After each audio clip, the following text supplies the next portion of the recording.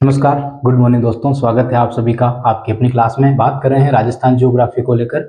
हमारी जो क्लासेस चल रही है राजस्थान के भौगोलिक क्षेत्रों को लेकर चल रही है। हमने अब तक राजस्थान के जो भौगोलिक क्षेत्र है उनमें मरुस्थल प्रदेश को पढ़ लिया है, अरावली पर्वतीय प्रदेश को पढ़ लिया है और मैदानी प्रदेश को हमने पढ़ लिया है। अभी जो हमारा टॉपिक चल रहा है वो हाड़ौती को पठार को लेकर चल रहा है और इसके अंदर भी हमने हाड़ौती के उद्गम को लेकर बात कर ली है और हाड़ौती में जो काली मिट्टी हमको मिलती है उसका जो बिछाव हुआ लावा के द्वारा और वो उपजाऊ किस प्रकार हुई, हमने इसकी भी बात कर ली है। काफी गहराई से हमने बात की, आप जाके हमारी सारी क्लासेस देख सकते हो। अब हम आगे बात करते हैं हाड़ौती के पठार को लेकर ही।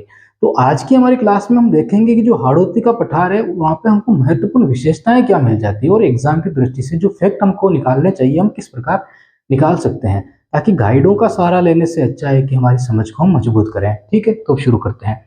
सबसे पहले हमारे सामने सिर्फ हाड़ौती के पठार का मैप बना हुआ है, आप देख सकते हो, जिसमें हमने वही जिले शामिल किए हैं जो हाड़ौती के पठार में हमको मिलते हैं। हमने पढ़ा है गाइडों में भी और कोचिंगों में भी पढ़ा होगा आपने, तो देखा होगा कि मुख्य रूप से 4 जिलों को ही बताया जाता है कि हाड़ौती के पठार में 4 जिले ही शामिल किए जाते हैं। लेकिन एक नोट के रूप में या फैक्ट के रूप में लिखा होता है छोटा सा कि हाड़ौती के पठार में मुख्य रूप से मतलब कि थोड़े-थोड़े जिलों को भी शामिल किया जाता है, तो लगभग 8 या 9 जिले और एक्स्ट्रा शामिल कर लिए जाते हैं। मतलब 4 तो ये हो जाएँगे और लगभग 4 या 5 जिले और शामिल किए जाएँगे। तो हम उनको भी समझना है कि वो जिले शामिल क्यों किए जाते हैं और सिर्फ मोटे-मोटे तौर पर अगर इन्हीं को कहा जाता है तो ऐसा क्या कारण रहा है यहाँ पे कि हाड़ौती के पठार को सिर्फ 4 जिलों में शामिल किया जाता है। तो यहाँ पे हम सब कुछ समझने वाले हैं, तो ध्यान से पूरी क्लास देखना और लास्ट तक क्लास देख के जाना ताकि सारी जानकारी आपको क्लियर हो जाए। ठीक है, अब शुरू करते हैं।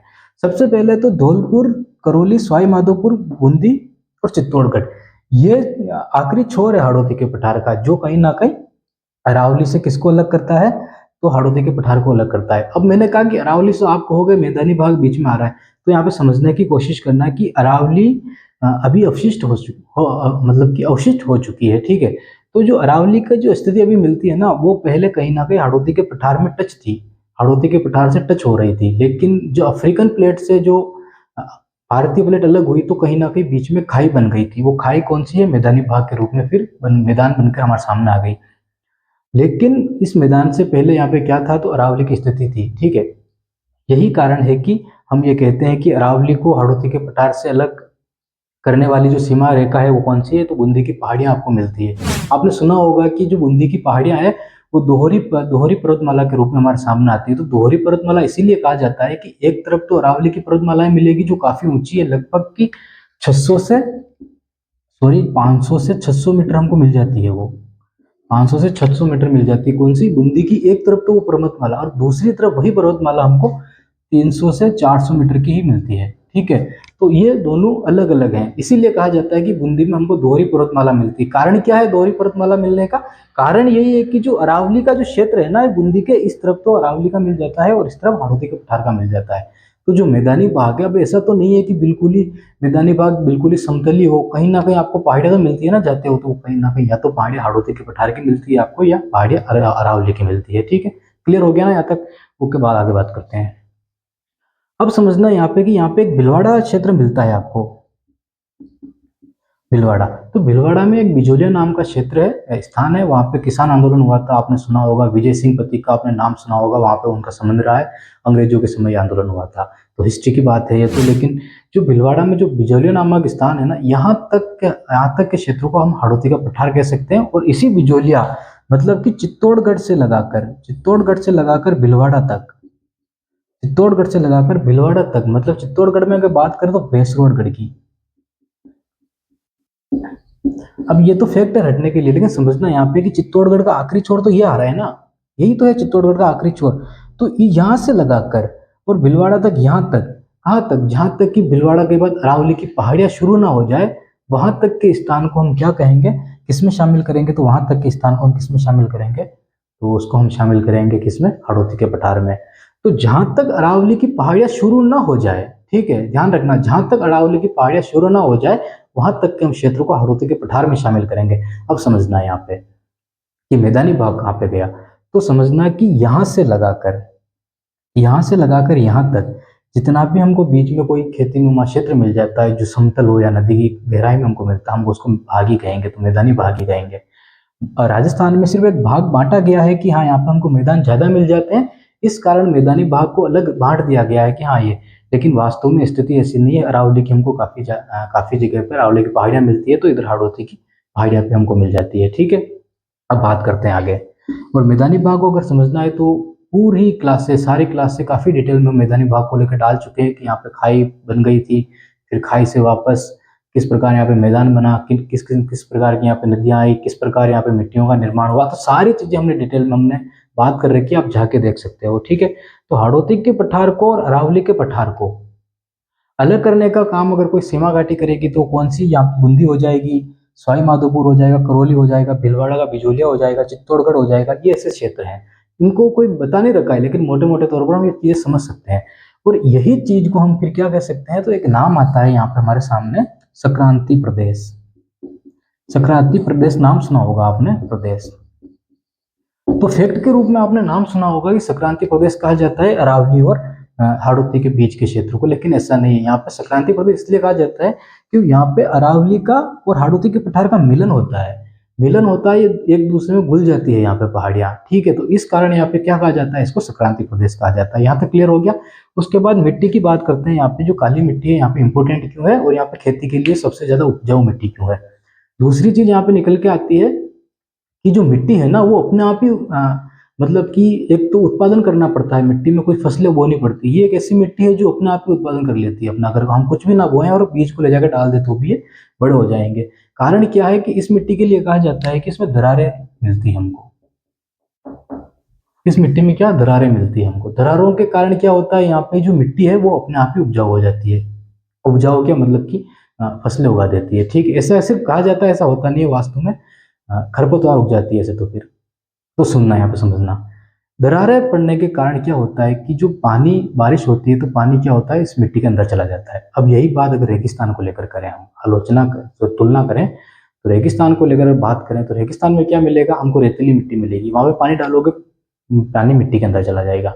यहाँ पे क्या, यहाँ पे दरारें तो मिलती है लेकिन दरारें ज्यादा गहराई वाली नहीं मिलती। क्यों? क्योंकि मिट्टी सूख के दरारें बन जाती है इसमें। ठीक है, एक तो रेत, रेत में कहाँ से दरारें बनेगा, तो बिखरी हुई होती है। ये मिट्टी क्या होती है, चिकनी होती है, चिपक जाती है आपस में। तो इसमें क्या होता है, जैसे ही सूखती है तो दरारें दरारें बन जाती है इस मिट्टी में। दरारें बनने के कारण जो बारिश का पानी होता है दरारों में चला जाता है। फिर यहाँ पे धूप पड़ती है। धूप पड़ने से क्या होता है, जो बारिश का पानी अंदर गया ना वो कहीं ना कहीं बाहर निकलने की कोशिश करता है। अब आप कहोगे कि धूप अंदर कैसे पहुंचेगी। ठीक है, धूप अंदर कैसे पहुंचेगी, धूप का अंदर पहुंचना जरूरी है। यहाँ पे मैं जो बताना चाह रहा हूँ उसको समझना आप। काली मिट्टी है ना, मान लो, तो उसके अंदर दरारें पड़ जाती है इस तरह। ठीक है, दरारें पड़ जाती, अब पानी अंदर चला गया दरारों में, और यही पानी दरारों में होकर मिट्टी के अंदर चारों तरफ फैल जाता है। जब सूर्य की किरणें इसके ऊपर पड़ती है ना, यहाँ पे तो क्या होता है कि यहाँ पे वाष्पोत्सर्जन क्रिया होती है। आपको पता है कि धूप पड़ने से पानी ऊपर की ओर उठने लगता है, तो इस मिट्टी के अंदर छोटे छोटे छिद्र पाए जाते हैं। छोटे छोटे छिद्र पाए जाते हैं इस मिट्टी के अंदर, ध्यान रखना। इसको रेगून मिट्टी भी कहते हैं। रेगून मिट्टी, कपासी मिट्टी भी इसको कहा जाता है, काली मिट्टी भी इसको कहा जाता है, ब्लैक सॉइल इसको कहा जाता है, इसका नाम है। तो जो इसके मिट्टी के अंदर हमको छिद्र पाए जाते हैं, इस छिद्रों के कारण क्या होता है, दो भी छिद्रों के माध्यम से तो पानी ऊपर उठने की कोशिश करता है इस मिट्टी में। तो यही कारण है कि ये मिट्टी ज्यादा दिनों तक नमी रहती है, मतलब कि गिल्ली रहती है मिट्टी। उसके कारण अगर लंबे समय तक बारिश भी ना हो तो फसल अच्छी खासी तैयार की जा सकती है। तो यहाँ पे अफीम ठीक ठाक तैयार की जा सकती है, यहाँ पे तंबाकू तैयार किया जा सकता है जो नशे वाली फसलें हैं। उसके बाद यहाँ पे धनिया जैसे मसाले तैयार किए जा सकते हैं, गन्ने तैयार किए जा सकते हैं। आपने देखा होगा कि जो गंगा का मैदान है वहाँ पे सबसे ज़्यादा गन्ने पैदा हो रहे हैं। तो ठीक है, तो इस क्षेत्र में भी काफ़ी ज़्यादा गन्ने पैदा किए जा सकते हैं। तो सारी फसलें यहाँ पे लगभग पैदा की जा सकती है, जिनको पानी की आवश्यकता होती है, अच्छी नमी की आवश्यकता होती है, वो सारी यहाँ पे पैदा की जा सकती है। कारण क्या है कि इस मिट्टी के अंदर छिद्र पाए जाते हैं, थोड़ी चिकनी मिट्टी होती है, वो दरारें पड़ जाने के कारण पानी अच्छा खासा अंदर चला जाता है, और ये मिट्टी पानी को सोख के ज़्यादा ज़्यादा टाइम तक नमी बनाए रख सकती है। ठीक है, उसके बाद आगे बात करते हैं। तो इसका भौगोलिक क्षेत्र जो हमने देखा, ठीक है, इसका भौगोलिक क्षेत्र जो हमने देखा और समझा कि किन किन क्षेत्रों में फैली हुई है और किस प्रकार, मतलब कहाँ तक इसका विस्तार मिलता है हमको। उसके बाद नेक्स्ट बात करते हैं।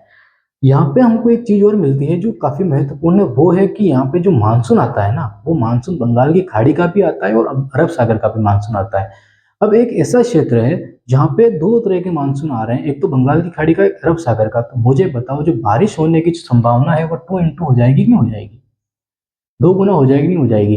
तो जो झालावाड़ का जो क्षेत्र हमको मिलता है ना यहाँ पे, ये क्षेत्र हमको लगभग 120 सेंटीमीटर की बारिश वाला क्षेत्र हमको मिल जाता है। 120 सेंटीमीटर की बारिश अगर कहीं होती है तो कहाँ पे, झालावाड़ में। अब हाड़ौती के पठार की अगर एवरेज बात करें तो ये इतनी नहीं मिलती है हमको, ठीक है।